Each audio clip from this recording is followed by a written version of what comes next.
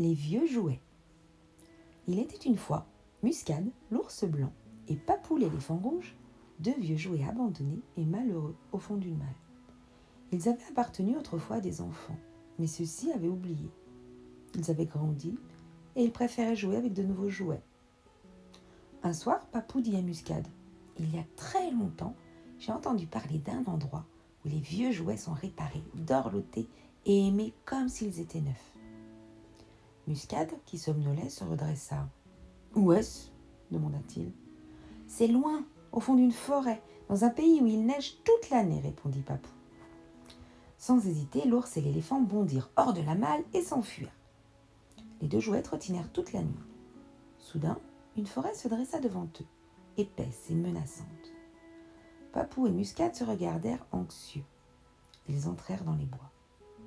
Des flocons de neige se mirent à tomber. Ils arrivèrent devant une maison, aux murs noirs comme la suie. Muscade et Papou, tout excités, frappèrent à la porte. Une sorcière leur ouvrit et se pencha vers eux d'un air mauvais. « Bonjour, madame. Est-ce ici le pays des vieux jouets ?» demanda poliment Papou. « Pouah ! Des jouets ! Je déteste les jouets. Filez, sale bestiole, avant que je vous transforme en crapaud. Oust !» hurla la vieille en saisissant un balai. Épouvantés, Papou et Muscade détalèrent. Ils poursuivirent leur chemin dans le froid et arrivèrent devant une maison percée de fenêtres qui ressemblaient à des yeux méchants. Pas très rassurés, ils frappent à la porte. Un ogre leur ouvrit et se pencha vers eux d'un air mauvais. « Bonjour, monsieur. Est-ce ici le pays des vieux jouets ?» demanda Muscade, inquiet. « Non, mais vous semblez être assez dodu pour que je vous dévore tout cru. Miam, miam !» hurla l'ogre en se saisissant d'une marmite.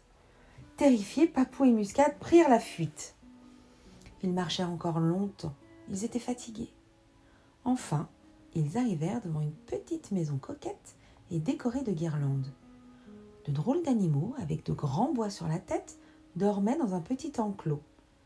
Les deux amis n'osaient pas frapper à la porte. Soudain, celle-ci s'ouvrit. Un vieil homme, à barbe blanche, vêtu d'une chaude veste rouge, se tenait sur le seuil. Il se pencha vers eux d'un air gentil. « Bonsoir, mes amis.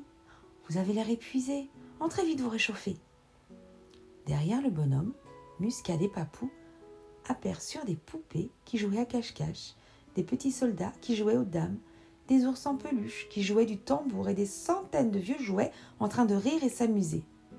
Alors, l'ours et l'éléphant se regardèrent, heureux. Leur voyage était fini. Ils avaient enfin trouvé le pays des vieux jouets.